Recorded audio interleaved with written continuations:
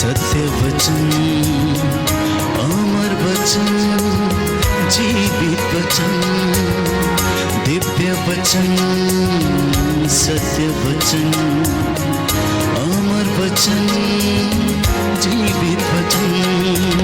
साई दा बामा बनी दा बामा बगरे सा निरे सा निरे सा निरे सा निरे सा।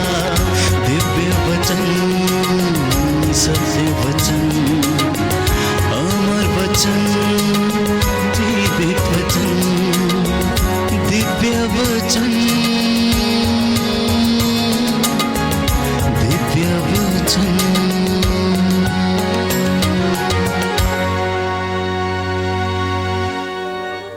संत लूकस का सुसमाचार अध्याय 13 पद संख्या 10 और उससे आगे। ईसा विश्राम के दिन किसी सभागृह में शिक्षा दे रहे थे। वहां एक स्त्री आई जो अपदूत लग जाने के कारण 18 वर्षों से बीमार थी। वह एकदम झुक गई थी और किसी भी तरह सीधी नहीं हो पाती थी। ईसा ने उसे देखकर अपने पास बुलाया और उससे कहा, नारी, तुम अपने रोग से मुक्त हो गई हो। और उन्होंने उस पर हाथ रख दिए। उसी क्षण वह सीधी हो गई और ईश्वर की स्तुति करती रही। सभागृह का अधिकारी चिढ़ गया क्योंकि ईसा ने विश्राम के दिन उस स्त्री को चंगा किया। उसने लोगों से कहा, 6 दिन हैं जिनमें काम करना उचित है, इसलिए उन्हीं दिनों चंगा होने के लिए आया करो, विश्राम के दिन नहीं। परंतु प्रभु ने उसे उत्तर दिया, ढोंगियों, क्या तुम में से हर एक विश्राम के दिन अपना बैल या गधा थान से खोलकर पानी पिलाने नहीं ले जाता? शैतान ने इस स्त्री इब्राहिम की इस बेटी को इन 18 वर्षों से बांध रखा था, तो क्या इसे विश्राम के दिन उस बंधन से छुड़ाना उचित नहीं था?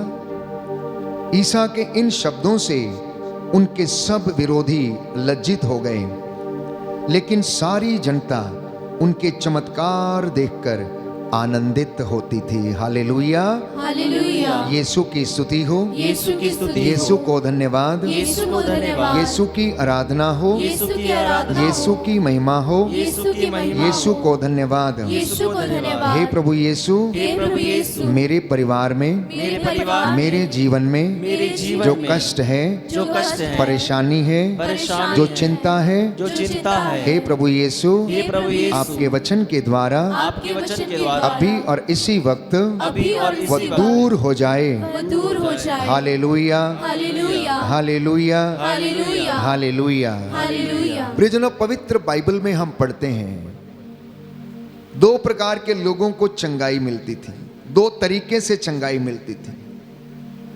एक तो वो थे जो ईसा के वचन पर विश्वास करते थे और मन ही मन कहते थे कि यदि हम उसके कपड़े का पल्ला छू लें तो चंगे हो जाएंगे।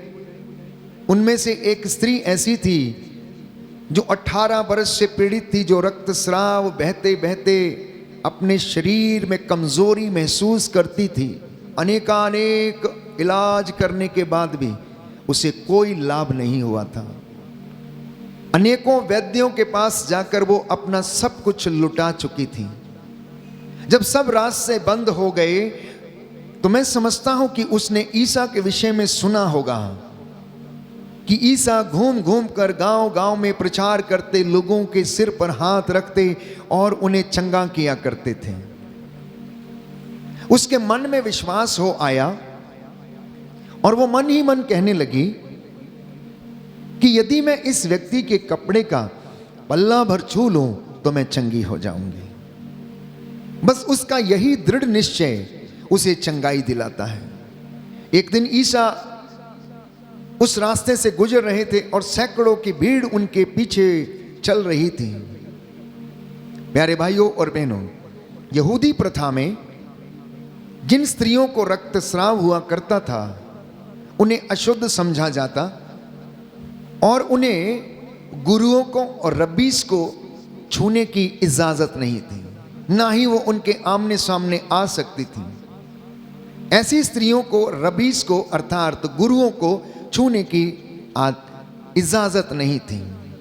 इसलिए यह लड़की जो 18 वर्ष से पीड़ित थी, प्यारे भाइयों और बहनों, वो मन ही मन विचार करती है और कहती है कि यदि मैं इस व्यक्ति के कपड़े का पल्ला छू लूंगी तो मैं चंगी हो जाऊंगी। वो भीड़ को चीरते हुए जाती है और उसके कपड़े का पल्ला छू लेती है। यीशु आश्चर्यचकित हो जाते हैं क्योंकि उनके अंदर से शक्ति निकलती, सामर्थ्य निकलती, वो इसको महसूस करते हैं और वो पूछते हैं किसने मुझे छुआ।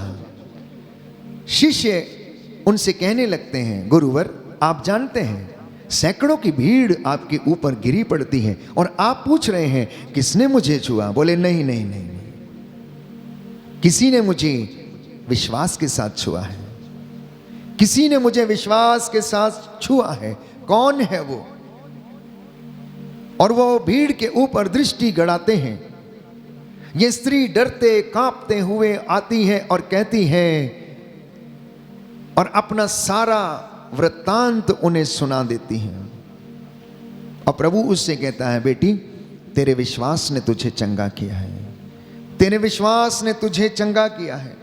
तो सुसमाचारों में एक चंगाई लोगों को अपने विश्वास के कारण मिली। एक चंगाई लोगों को अपने विश्वास के कारण मिली जब उन्होंने जीवंत ईश्वर के पुत्र ईसा मसीह में विश्वास किया। उनके परिवार में उद्धार आया, शांति आई, शरीर की चंगाई मिली और वे स्वस्थ हो गए। बोले आमीन, आमीन, हालेलुया, हालेलुया। यीशु की स्तुति हो, यीशु को धन्यवाद। हे प्रभु यीशु, मैं भी चंगा हो जाना चाहता हूँ, मैं भी चंगा हो जाना मेरी चाहता हूँ। दुर्बलताओं में मेरी सहायता कीजिए, मेरी सहायता मुझे कीजिए। सामर्थ्य दीजिए। मुझे सामर्थ्य हालेलुया, दीजिए। Hallelujah, hallelujah. हालेलुया। दूसरे तरीके से चंगाई लोगों को यूं मिली क्योंकि ईश्वर के पुत्र ईसा मसीह ने तरस खाकर उन्हें छू लिया और उन्हें चंगा कर दिया। वो यूं ही चारपाइयों पर पड़े रहते थे, लोग उनके खटोलों को उठाकर, बाइबल कहती है, ईसा के सामने लेकर आते और संध्या के समय यीशु लोगों पर हाथ रखते और उन्हें चंगा करते थे। अर्धांग रोगी पर उनको तरस हो आया जो 38 वर्ष से बीमार था। ईसा ने उससे पूछा, क्या तुम चंगे हो जाना चाहते हो? उसने कहा, मेरा कोई नहीं, मेरा कोई नहीं है। जो बेतसाइदा के इस कुंड में, सिलोआम के इस कुंड में जब फरिश्ता इसमें आकर पानी को हिलाता है तो सबसे पहला व्यक्ति जो इसमें उतरता है उसे चंगाई मिलती है, लेकिन मेरे उस पानी में उतरने से पहले कोई दूसरा उसमें आ जाता है। प्रभु को उस पर तरस हो आया और उसने उसे चंगा कर दिया। तीसरे तरीके के चंगाई परमेश्वर ने पुरानी व्यवस्था में हम पढ़ते हैं लोगों को अपने नबियों के द्वारा दी। उसने अपने नबियों की वाणी को सच प्रमाणित किया और उनमें एक उदाहरण अलीशा नबी का है। नामान कोढ़ी, प्यारे भाइयों और बहनों, अलीशा नबी के पास भेजा गया और वहां पर उसने अपना सारा हाल उसे कह सुनाया। अलीशा ने नामान से कहा, जाओ और यरदन नदी में 7 बार डुबकी लगा लो। नामान क्रुद्ध हो गया और वो कहने लगा, क्या पूरे इज़राइल में और नदियां नहीं हैं? यरदन नदी एक छोटी सी नदी है, क्या उसमें 7 बार डुबकी लगाना आवश्यक है? क्या पूरे इज़राइल में नदियां समाप्त हो गई हैं? इतनी बड़ी बड़ी नदियां हैं, नील नदी, फरात नदी। प्यारे भाइयों और बहनों, उसके दासों ने उसे समझाया, मालिक, नबी ने आपको छोटा सा काम करने के लिए बोला है और आप इतना क्रुद्ध हो रहे हैं, आप इतना क्रोध कर रहे हैं। आखिर इसमें कौन सी बड़ी बात है? आपको उन्होंने 7 बार डुबकी लगाने के लिए कहा है, इसलिए आप उनका कहना मान लीजिए और जाइए यरदन में डुबकी लगा लीजिए। वो उनका कहना मान लेता है और यरदन नदी में डुबकी लगाने के लिए जाता है। नामान का सारा शरीर कोढ़ से भरा हुआ था प्यारे भाइयों और बहनों। जैसे ही वो 7वीं डुबकी लगाकर ऊपर आता है, पवित्र बाइबल कहती है, राजाओं के ग्रंथ में हम पढ़ते हैं प्यारे भाइयों और बहनों, कि उसका शरीर नवजात बच्चे के जैसा हो जाता है, उसकी स्किन फिर से नवजात शिशु के जैसे हो जाती है। ये परमेश्वर का चमत्कार था। इसलिए यशायाह नबी के ग्रंथ में हम पढ़ते हैं, पवित्र बाइबल हमें बताती है कि परमेश्वर अपने दास की वाणी को सच प्रमाणित करता है। अलीशा ने जो कहा, नामान की जिंदगी में ऐसा ही हुआ। फिर एक और मर्तबा एलिया के विषय में हम प्रार्थना करते हैं कि एलिया एक साधारण मनुष्य था। वो प्रार्थना किया करता था, उसने बड़े आग्रह के साथ प्रार्थना किया कि 3.5 बरस तक पानी न बरसे, और धरती पर पानी नहीं बरसा। बाइबल कहती फिर से उसने प्रार्थना किया कि पानी बरसे, तो फिर से 3.5 बरस के बाद पानी बरसा।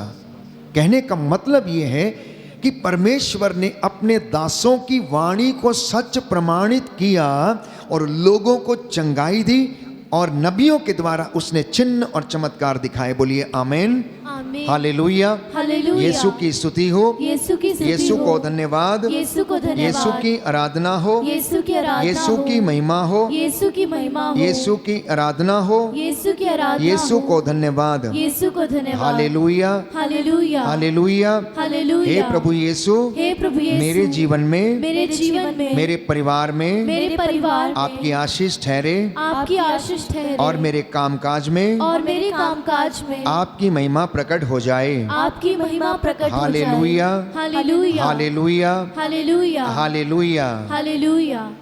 चौथे, चंगाई प्यारे भाइयों और बहनों, लोगों को ईश्वर के वचन के द्वारा मिली।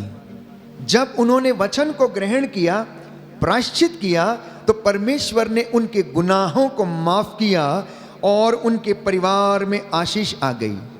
पवित्रताई में जब उन्होंने जीवन बिताना शुरू किया, तो परमेश्वर ने उनकी जिंदगी में चमत्कार करने शुरू किए। उसका एक उदाहरण योशुआ नबी के ग्रंथ अध्याय 3 पद संख्या 5 में हमें मिलता है। Book of prophet Joshua chapter 3 verse 5 लिखा है प्यारे भाइयों और बहनों, योशुआ ने लोगों से कहा, अपने को पवित्र बनाए रखो, क्योंकि कल प्रभु तुम्हारी आंखों के सामने चमत्कार करेगा। अपने को पवित्र बनाए रखो, क्योंकि कल तुम्हारी आंखों के सामने प्रभु चमत्कार करेगा। बोलिए आमीन, आमीन, hallelujah, hallelujah, hallelujah, hallelujah, hallelujah, hallelujah, hallelujah. Hallelujah. प्रभु का वचन कहता है, प्रभु का वचन योशुआ कहता का है, ग्रंथ योशुआ का ग्रंथ अध्याय 3 अध्याय 3 पद संख्या 5, पद संख्या 5, तुम अपने को पवित्र बनाए रखो, तुम अपने को पवित्र बनाए रखो, क्योंकि कल प्रभु प्रभु तुम्हारी आंखों के सामने तुम्हारी आंखों के चमत्कार करेगा। चमत्कार करेगा। Hallelujah, hallelujah, hallelujah, hallelujah, hallelujah. Hallelujah. तो प्रियजनों, पवित्रताई में रहने से चमत्कार होते हैं। आप चमत्कार देखना चाहते हैं? मैं समझता हूं हर व्यक्ति चाहता है कि उसकी जिंदगी में चमत्कार हो। चाहते हैं या नहीं चाहते हैं? आप जो मुझे ऑनलाइन प्रार्थना में सुन रहे हैं, इस वक्त प्रभु की उपस्थिति में हम इस वक्त मौजूद हैं, सब व्यक्ति चाहते हैं कि उनकी जिंदगी में चमत्कार हो। हर व्यक्ति चाहता है कि वो प्रेज एंड वर्शिप करे, प्रचार करे, सेवकाई करे, प्रभु की वेदी पर खड़ा होकर उसकी वाणी को लोगों को सुनाए, लोगों के बीच में प्रभु के कार्य करे, चिन्ह और चमत्कार होने पाए।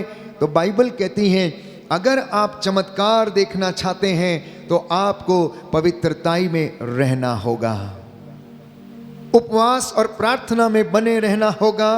तब प्रभु आपके द्वारा चिन्ह और चमत्कार प्रकट करेगा, क्योंकि लिखा है, क्या आप नहीं जानते कि आप ईश्वर के मंदिर हैं और ईश्वर का आत्मा आप में निवास करता है। उस पवित्रताई में वो ईश्वर का आत्मा निवास करता है, और जब वो हमारे अंदर निवास करता है तो वह हमारे द्वारा बोलता है। ईश्वर का आत्मा बोलता, बोलने वाले हम नहीं। चंगा करने वाले हम नहीं, परंतु प्रभु का आत्मा है जो बोलता है प्यारे भाइयों और बहनों, और आप सभी लोगों को आशीष प्रदान करता है। अब आप मुझसे कहेंगे फादर जी ये बहुत कठिन है, पवित्रताई में रहना बहुत कठिन है, हम ना चाहते हो भी प्रलोभन में पड़ जाते हैं, हमसे होता नहीं है, हम प्रार्थना नहीं कर पाते हैं, हम उपवास नहीं कर पाते हैं, हम बहुत अच्छे काम करना चाहते हैं, हजूरी में रहना चाहते हैं, वचन में बढ़ना चाहते हैं, आज्ञा का पालन करना चाहते हैं, लेकिन हम असमर्थ रहते हैं। प्रियजनों, परमेश्वर नहीं चाहता कि आप बहुत बड़े बड़े काम करें, लेकिन वो चाहता है कि आप हर छोटे से छोटे काम में उसकी महिमा करें, हर छोटे से छोटे काम में उसकी प्रशंसा करें, स्तुति करें, और हर छोटा बड़ा काम जो है वो उसके नाम पर किया करें। बोलिए आमीन। आमीन। प्रभु का वचन कहता है, प्रभु का वचन कहता आप है, जो भी कहें या करें, आप जो भी कहें या करें, ईसा मसीह के नाम में ईसा मसीह के नाम किया में करें। किया करें। Hallelujah, hallelujah, hallelujah, hallelujah, hallelujah. Hallelujah. फिर से आप कहेंगे फादर जी ये भी बहुत कठिन है, ये भी बहुत कठिन है, हमसे नहीं होगा। इसके लिए हमें निरंतर प्रयास करते रहने की आवश्यकता है, क्योंकि आध्यात्मिक जीवन एक संघर्ष है। आध्यात्मिक जीवन एक संघर्ष है। ये हमारी जो स्पिरिचुअल फाइट है जिसे हम रोज लड़ते हैं, बाइबल इसके विषय में हमें बताती है अफेसियों के पत्र अध्याय 6 पद संख्या 12 में, क्योंकि हमारी लड़ाई मनुष्यों से नहीं बल्कि अंधकार में संसार के अधिपतियों से है, अधिकारियों से है, शासकों से है, दुष्ट आत्माओं से है, जिनसे हमें रोज संघर्ष करना पड़ता है। पड़ता है या नहीं पड़ता है? पड़ता है या नहीं पड़ता है? Book of Ephesians chapter 6 verse 12। कई बार आपको मौके आते हैं जहां पर आपको झूठ नहीं बोलना चाहिए, लेकिन आप चाह कर भी झूठ बोलते हैं। कुछ लोग कहते हैं फादर जी अगर किसी का भला होता हो और वहां झूठ बोल दिया जाए तो क्या वो सही नहीं है? प्रियजनों, झूठ तो झूठ है, झूठ तो झूठ है, क्योंकि वो सत्य कभी हो नहीं सकता है, वो सत्य कभी हो नहीं सकता है। ऐसी परिस्थिति को आने ही मत दीजिए जहां पर आपको झूठ का सहारा लेना पड़े।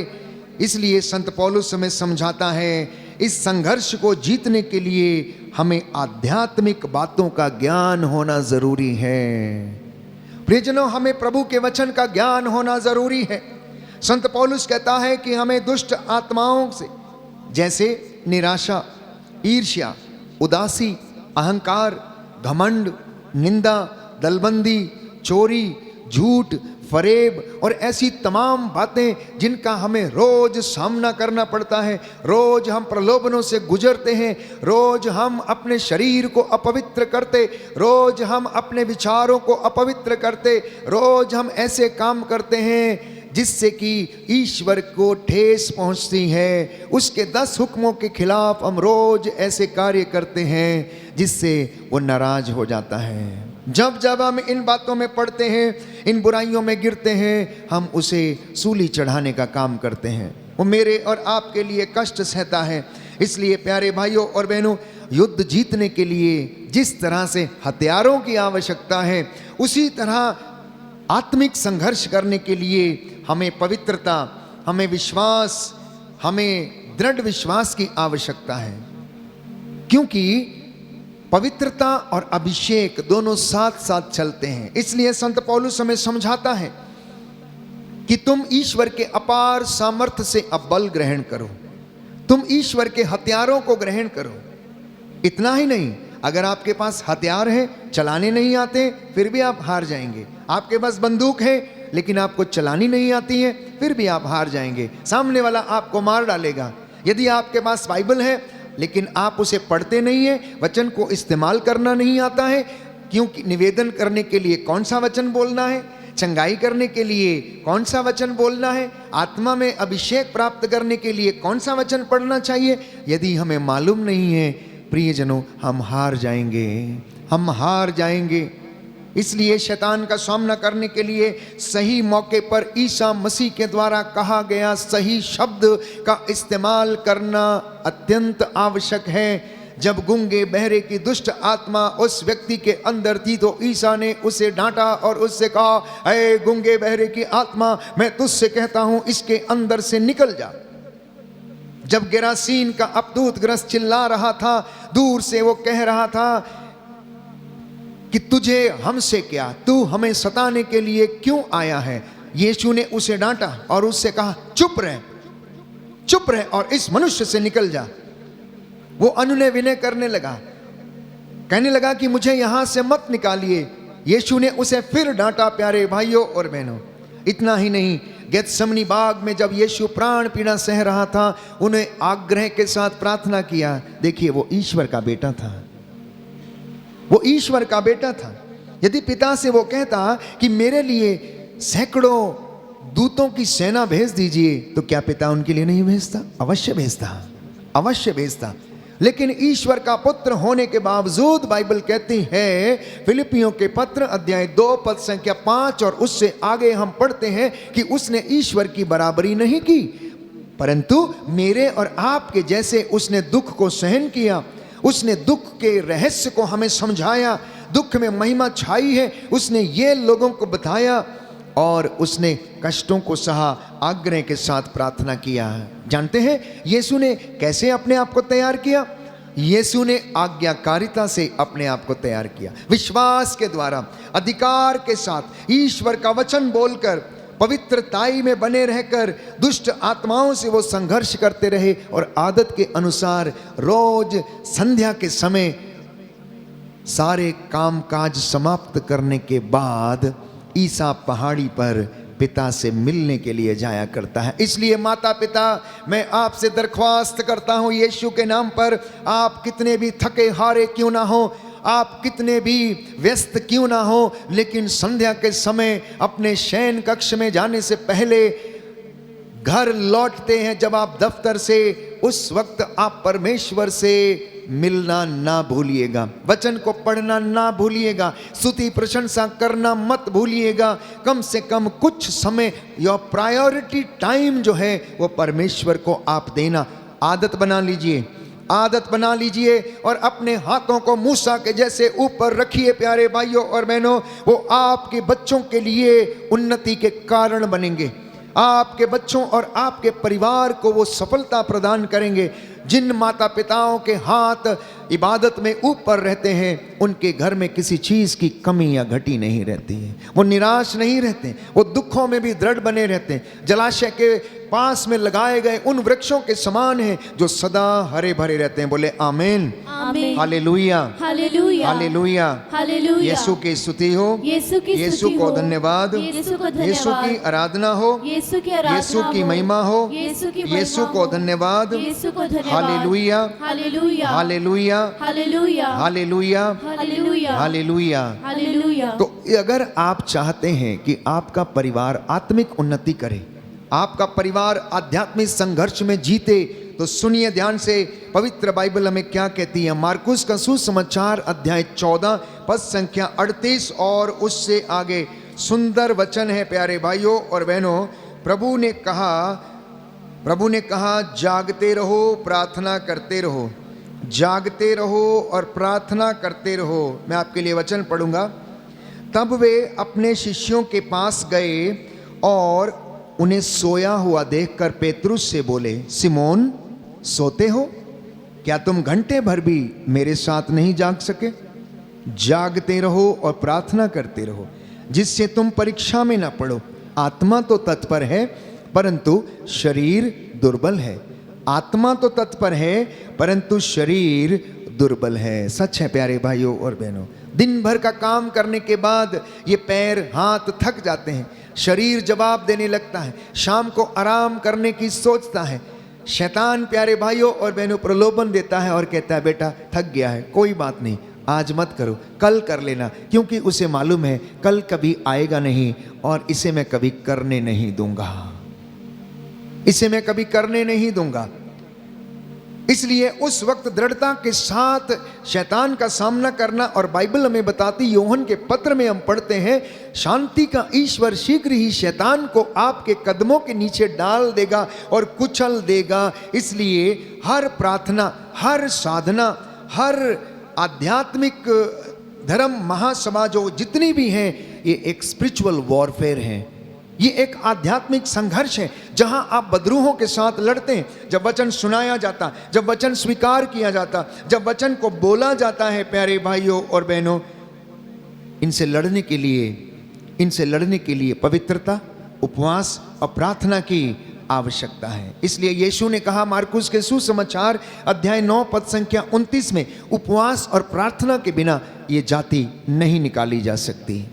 Gospel of Saint Mark chapter 9 verse 29 लिखा है, प्रार्थना और उपवास के बिना ये जाति नहीं निकाली जा सकती। इसलिए यीशु फिर से इस वचन को दोहराते हैं, लूकस के सुसमाचार अध्याय 21 पद संख्या 36, और उससे आगे, जागते रहो और सब समय प्रार्थना करते रहो, जिससे कि तुम इन सब आने वाले संकटों से बचने और भरोसे के साथ मानव पुत्र के सामने खड़े होने के योग्य बन जाओ। बोलिए आमेन, हालेलुया, हालेलुया। यीशु की स्तुति हो, यीशु की स्तुति यीशु हो, को धन्यवाद, यीशु को धन्यवाद, यीशु की आराधना हो, यीशु की आराधना यीशु हो, की महिमा हो, यीशु की महिमा यीशु हो, को धन्यवाद, यीशु को धन्यवाद, hallelujah, hallelujah, hallelujah, hallelujah, hallelujah, hallelujah, hallelujah. Hallelujah. प्रभु का वचन कहता है, प्रभु का वचन कहता है, अफेसियों का पत्र अफेसियों का अध्याय 5 अध्याय 5 पद संख्या 8, पद संख्या 8, आप लोग पहले अंधकार थे,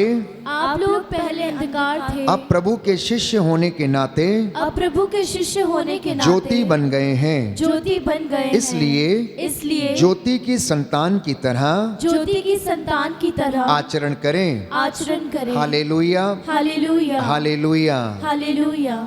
सावधान रहें। यहाँ तक कि प्रभु के चुने हुए दास भी सावधान थे।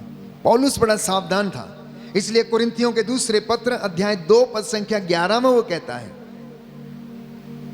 Letter of Saint Paul to the Corinthians chapter 2 verse 11, second letter, लिखा है प्यारे भाइयों और बहनों कि हम शैतान के फंदे में पड़ना नहीं चाहते हैं, हम उसकी चालों को अच्छी तरह समझते हैं। Do you understand the plans of Satan? क्या आप अपने परिवार में समझते हैं? आप अवश्य समझेंगे यदि आपको वचन का थोड़ा सा भी ज्ञान है, यदि आपने इसको थोड़ा सा भी पढ़ा है, यदि आपने इसे अंगीकार किया है, तो आप सावधान रहेंगे और आप जानेंगे कि किस तरह से शैतान प्रलोभन देता है, किस तरह से उसने हेवा को भटकाया, किस तरह से उसने काइन के मन में ईर्ष्या का बीज बोया, किस तरह से उसने प्यारे भाइयों और बहनों सुसन्ना के साथ 2 लोग जो व्यभिचार करने की कोशिश करे थे वैसा विचार उनके मन में डाला, किस तरह से शैतान ने दाऊद को बहकाया, किस तरह से शैतान ने सैमसन को बहकाया और वो दलीला के चक्कर में पड़कर अपने बालों को कटवा देता है और उसका सामर्थ्य समाप्त हो जाता है। संत पौलुस कहता है मैं सावधान हूं, मैं सावधान हूं, मैं इस इब्लीस की चालों को अच्छी तरह से समझता हूं, हम इसके फंदे में पड़ना नहीं चाहते। ना ना ना ना ना ना ना, हम इसके फंदे में पड़ना नहीं चाहते। संत पौलुस जब पहले साउल था, वो मसीहों के ऊपर अत्याचार करता था, उनको मारता काटता, जितने भी लोग मसीह के अनुयायी थे उन पर वो घोर अत्याचार करता था, उन्हें बांध कर ले आता था। साउल स्तेफनुस की हत्या का प्यारे भाइयों और बहनों समर्थन करता था, लेकिन एक दिन यीशु ने साउल को दर्शन दिए। साउल अपने आप में बड़ा विद्वान था, उसे संहिता का बहुत ज्ञान था, उसे धर्मशास्त्र का भी बहुत ज्ञान था, वो सब कुछ जानता था, लेकिन शैतान उसके ऊपर कब्जा किए हुए था। लेकिन जब उसका एनकाउंटर दमिश्क के रास्ते पर यीशु के साथ हो जाता है तो प्रभु उसके अहंकार को तोड़ देता है। साउल के विषय में यदि आप पढ़ेंगे तो लिखा है कि वो एक वीर योद्धा था, अच्छी घुड़सवारी करता था, अच्छी तलवार चला लेता था, उसको आज तक कोई गिरा नहीं पाता था। लेकिन जब दमिश्क के रास्ते पर वो जा रहा था तो एकाएक बिजली चमकी और वो औंधे मुंह होकर धरती के ऊपर गिर पड़ा। जब उसने आंखें खोलने की कोशिश की तो वह कुछ भी देख नहीं पाया, वो अंधा हो गया था, वो अंधा हो गया था। उसे एक आवाज सुनाई दी, साउल साउल तुम मुझे क्यों सताते हो, साउल साउल तुम मुझे क्यों सताते हो। उसने पूछा कि आप कौन हैं? आप कौन हैं? आवाज ने उत्तर दिया कि मैं ईसा नाजरी हूं, जिस पर तुम अत्याचार करते हो, जिसे तुम सताते हो। प्यारे भाइयों और बहनों, उस आवाज ने उससे कहा, उठो, तुम्हें बताया जाएगा तुम्हें कहाँ जाना है। और उसे अनानियस के घर जाने के लिए बोला गया। वहां पर अनानियस को संदेश दिया गया कि तेल के साथ उसका अभिषेक करो, क्योंकि अभिषेक में ताकत है। अभिषेक आपको अधिकार देता है। अभिषेक आपको वचन बोलने का, चंगाइयां करने का, और जिस पर हाथ रखोगे उनको चंगाई मिलने के लिए आपको अधिकार देता। इसलिए अनानियस ने तेल के द्वारा साउल का अभिषेक किया और वो पौलुस कहलाया। और आज तक प्यारे भाइयों और बहनों, हम पौलुस की शिक्षा पर मनन चिंतन करते हैं, चाहे वो कुरिन्थियों को लिखी गई हो, रोमियों को लिखी गई हो, गलातियों को लिखी गई हो, अफेसियों को लिखी गई हो, तिमोथी को लिखी गई हो, याकूब को लिखी गई हो। उसके 14 पत्र जिसके विषय में हम पढ़ते हैं, यीशु के विषय में जो गवाही उसने दी है, प्यारे भाइयों और बहनों, वो अपने आप में लाजवाब है। सैकड़ों करोड़ों लोगों का मन परिवर्तन कर चुकी है ये पवित्र बाइबल। इसलिए इस वचन को ग्रहण करना और अपने आप को आध्यात्मिक संघर्ष के लिए तैयार करना। उसके बाद जब यीशु ने पौलुस को दर्शन दे दिए और उसका मन परिवर्तन हो गया, तो वो यीशु के लिए मर मिटने को तैयार हो गया। कितनी बार उसके जहाज को तोड़ा गया, उसके ऊपर पत्थर बरसाए गए, उसे अधमरा करके छोड़ दिया गया, लेकिन वो पीछे नहीं हटा। वो कहने लगा, हमने जो सुना, हमने जो देखा, उसके विषय में नहीं बोलना हमारे लिए असंभव बात है। हमारे लिए असंभव बात है। आप लोग ये जान लो कि ईसा मसीह जीवंत ईश्वर का पुत्र जो मर गया था, लेकिन पिता ईश्वर ने उसे मृतकों में से जिलाया पवित्र आत्मा के सामर्थ्य से। रोमियों के पत्र में हम पढ़ते हैं, वो ईसा मसीह जिंदों और मुर्दों का न्याय करने के लिए आएगा। और आज इस वक्त प्यारे भाइयों और बहनों, वो आपसे बातें कर रहा है अपने दास के द्वारा। इसलिए वो चाहता है कि यदि आप इस आध्यात्मिक संघर्ष में बने रहना चाहते हैं तो आप प्रयास करें और ईश्वर की आशीष को आप ग्रहण करें। बोलिए आमीन, आमीन, हालेलुया, हालेलुया, हालेलुया, हालेलुया। यीशु की स्तुति हो, यीशु की यीशु स्तुति को हो, धन्यवाद, यीशु को धन्यवाद, यीशु की आराधना हो, यीशु की आराधना यीशु की हो, महिमा हो, यीशु की महिमा यीशु हो, को धन्यवाद, यीशु को धन्यवाद, हालेलुया। हालेलुया। तो हथियारों को धारण करना कई बार आपको बताया गया है। अफेसियों के पत्र अध्याय 6 पद संख्या 12 में आप पढ़ना, विश्वास की ढाल, आत्मा की तलवार, ईश्वर का वचन और शांति सुसमाचार, उत्साह के जूते, मुक्ति का टोप पहनकर आगे बढ़ना। क्या आपके पास है? आत्मा की तलवार है आप सबके पास? ईश्वर का वचन है आपके पास? क्या आप लड़ने के लिए तैयार हैं? क्या आप बाइबल को उठाते हैं? शायद आप नहीं उठाते हैं, इसलिए आप गिर जाते हैं। बाइबल कहती है, तू मुझे उठा मैं तुझे उठाऊंगा, तू मुझे उठा मैं तुझे उठा के रखूंगी। क्योंकि ये सत्य का ज्ञान प्यारे भाइयों और बहनों हमें इस पवित्र बाइबल से मिलता है। मैंने आपको कई मर्तबा समझाया, ये हमारे चरित्र का आईना है। ये हमारे चरित्र का आईना है। ये जितनी पुरानी होती जाएगी, पढ़ते पढ़ते आप उतने नए बनते जाएंगे। और जितना आप इसे उठा के रखेंगे, उतना ही आपको ये ऊपर रखेगी, गिरने नहीं देगी। क्योंकि ये आपको ज्ञान देती है, आपका पथ आलोकित करती है।